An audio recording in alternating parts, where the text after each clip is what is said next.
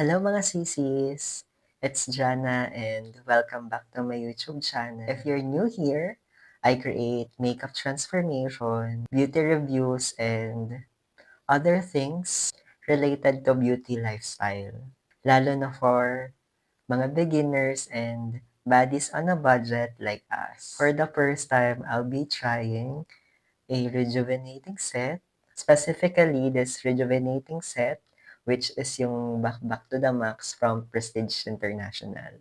As of the moment, kasi kahit papaano hindi nabibigyan ng justice yung face natin, pero kung ano man yung nakikita niyo dito na dark spots, mas malala pa siya sa personal. So yun, napag-isipan ko ng mag-purchase ng rejuvenating set for the first time.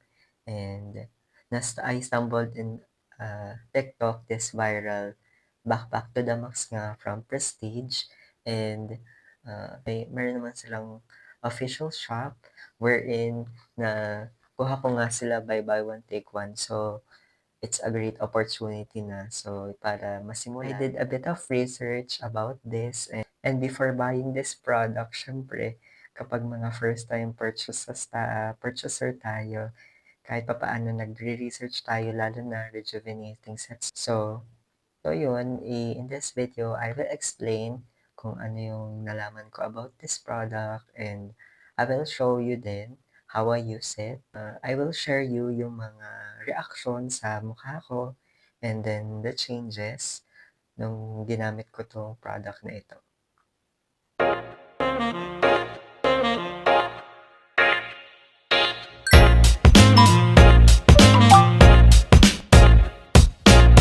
So yun, let's start na with unboxing.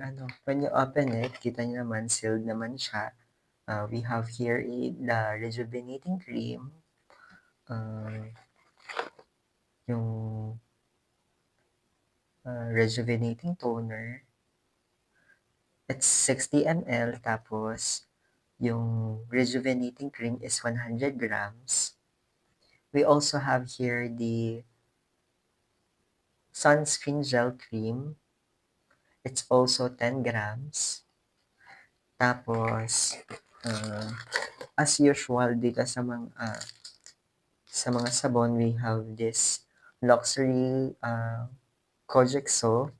It is 150 grams. Packaging wise, it looks cute, it looks girly, Pero sabi nila, meron kasi before daw na rejuvenating set yung Prestige. Tapos, nire-packaging na lang daw nila kasi tapos, in-improve daw nila yung formula. As I can see na straightforward din yung mga instruction. Beginner friendly na siya. So, parang most of the rejuvenating set naman is nakasulat na dito yung instruction. Always remember that before using a rejuvenating set, we should always read the instruction. And that's exactly what we're doing today. Nakasulat naman dito yung morning na instruction, tsaka evening. First one is use this Kojic cream po in the damp face and then lather it for 2 to 3 minutes before rinsing thoroughly in a lukewarm water. Step 2, after cleaning with Kojic soap, apply rejuvenating toner in your face with a cotton pad. And step 3 is apply this sunscreen gel cream all over your face for 30 minutes before exposure to the sun. For maximum protection, reapply 2 to 3 hours. In the evening naman, same as the morning routine, apply to the down face, lather it for 2 to 3 minutes. Step 2 is this toner. Parang ang naiba lang is yung rejuvenating cream sa gabi, tapos sunscreen sa umaga. Nakasulat naman dito na mga normal reaction is paling, tightness, itchiness, red patches, redness, tinglang sensation, tapos yung darkening the skin, tapos yung purging. Nag-watch naman ako sa TikTok na yung mga reaction sa kanila nung rejuvenating set na 'to. So, I'm a bit prepared na sa mangyayari. Tapos, please stop using this product immediately if following occurs, such as blisters, swelling, allergies, rashes, difficulty in breathing, and chemical burn. So, complete naman yung instruction nila, no? So, yun, sinabi din dito na do not apply on these areas, which is yung around the eyes, kasi manipis lang yung eyes natin. Tapos, yung lining ng eyes natin, around the lips, kasi baka magsugat, ano. Tapos, sa neck area.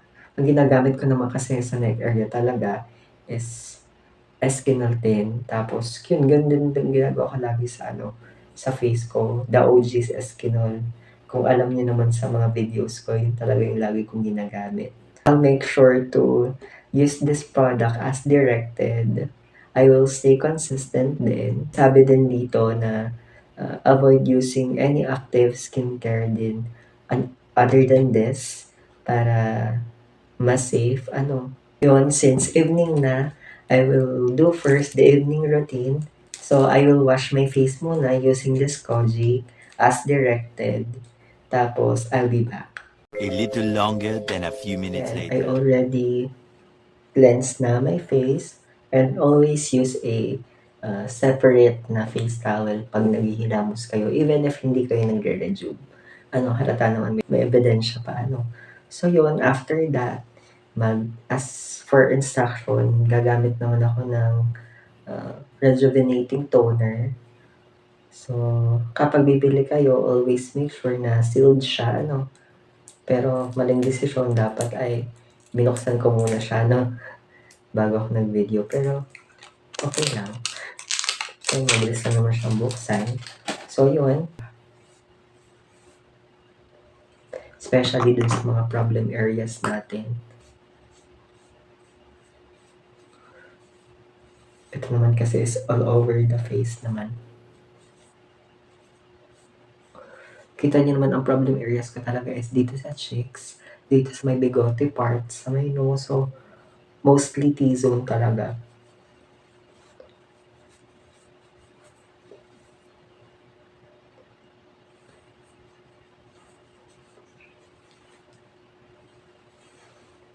After naman ng toner is gagamit naman tayo ng rejuvenating cream. Tapos ilalagay natin sila sa all over face. Ano? Pero ito dapat thin layers lang daw. Tapos sabi ni Sir Manix is hindi ka pwedeng mag-over-apply. Yung mag-overnight na apply directly sa mga skin mo. Kailangan talaga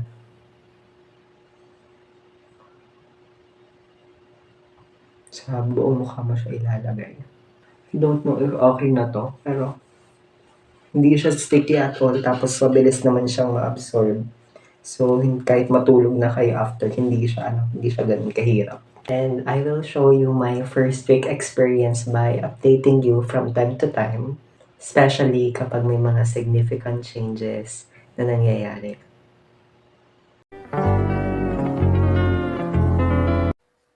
Hello mga sisis! It's officially my 4th day of using this Back to the Max from Prestige International, and I can see na there's a lot of changes in my skin after I use this rejuvenating set.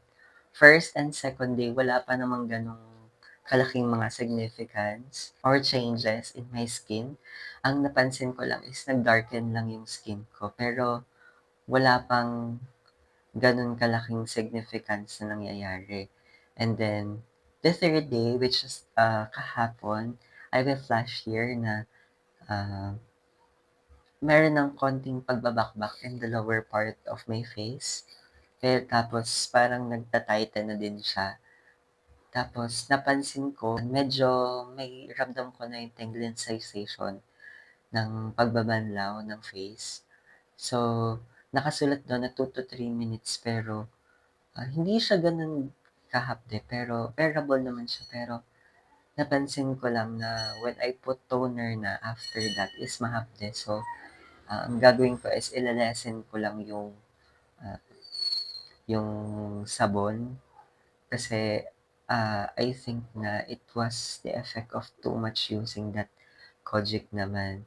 Tapos yun, hindi pa ako nagbabanlaw ng face. I just want to show you yung mga changes na nangyayari sa face ko bago ako magbanlaw. Kasi siyempre 'pag nagbanlaw ka ng face, mababawasan na siya. So yun, since yun kahapon nga na meron ng pagbabalat dito sa lower part ng face ko pero hindi pa naman ka-OA. Tas dito din sa ngayon is parang kita niyo, pansin niyo sa pagsasalita ko, medyo stiff na yung part dito ng face ko. Ito, tsaka itong part na 'to. Tas ito, as in talagang parang nag-harden na yung skin ko.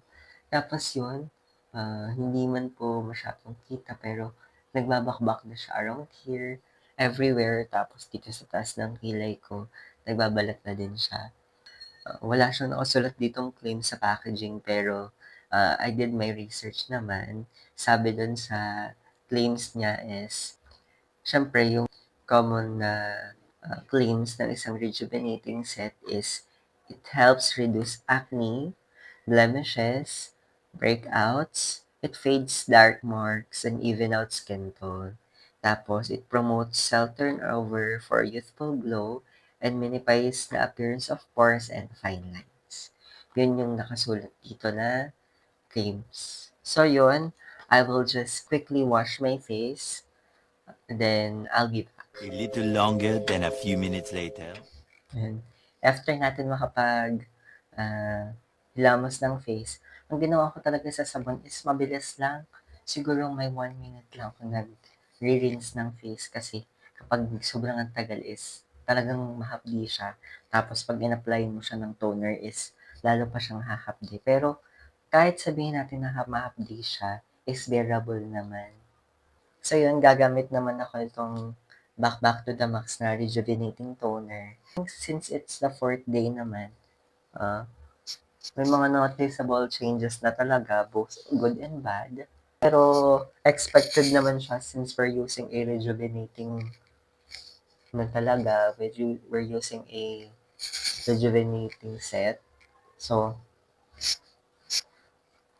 and may heads up naman sa packaging na ito yung one of the reason, yung uh, pamamalat, which is yun nga, yun naman sadya yung reason kung bakit tayo bumili.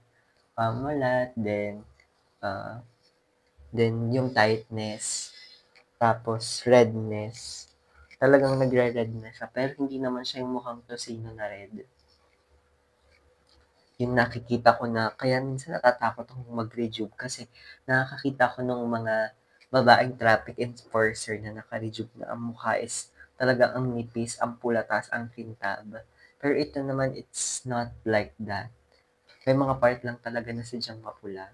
Tas yun nga, one of the changes din is yung mga blackheads ko na white is nakikita ko umuultaw sila tapos hindi ko maiwasan minsan na 'pag nakaultaw na china-chani ko pero hindi ko alam kung okay lang yun.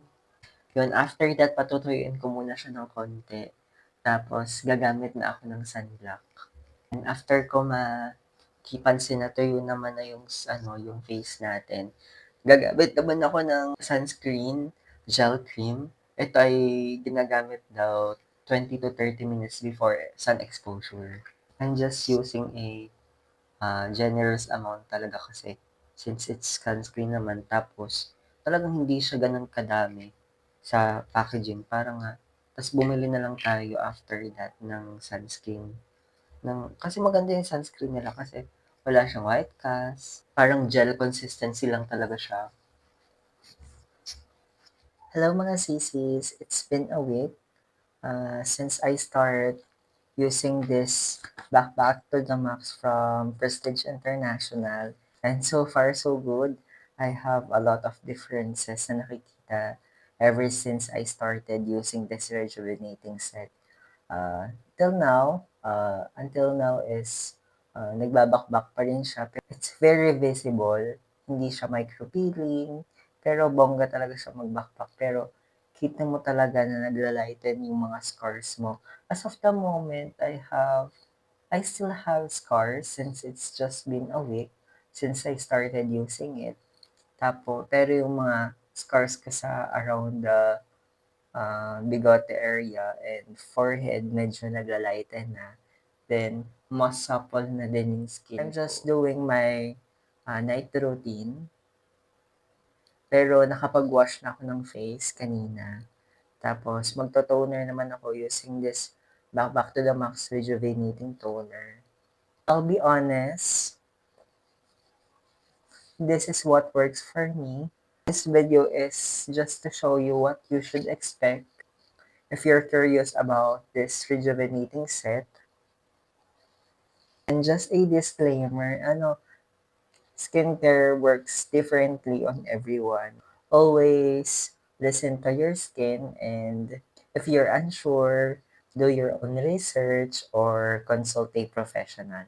Yung slightly tingling sensation naman niya is upon applying lang din the toner, tapos pagbabandaw, pero wala naman akong nararamdaman na yung tingling along the way after ko mag-skincare. After ko naman mag-toner is gagamit ko nitong Back to the Max na rejuvenating cream. Pea-size amount lang, pero nung mga first days ko, kinakapalan ko siya para mas mabilis. Pero ngayon, pea-size na lang. Especially dun sa mga part na may problem areas. Pero, spread ko naman sila evenly.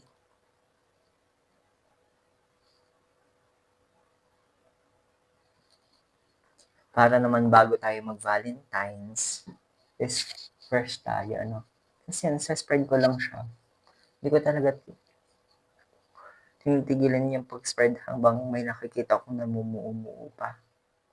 Yan, after everything else, ready to sleep na tayo mga sisi. So this is my first week experience of using this Back to the Max from Prestige International. If this video helps you or answer your questions about this product, don't forget to like, share this video to your other friends na nagbabalak gumamit nitong product na ito, or subscribe to my channel para updated kayo sa mga susunod kong video, reviews, makeup tutorials, especially dun sa mga tipid girlies natin out there. It would really support my channel. Comment down below if gusto nyo ng second week review or a 1-month review using this rejuvenating set, or if there's another skincare product na gusto nyong i-review ko, just comment down below. Thank you so much for watching and see you in my next video. Bye-bye!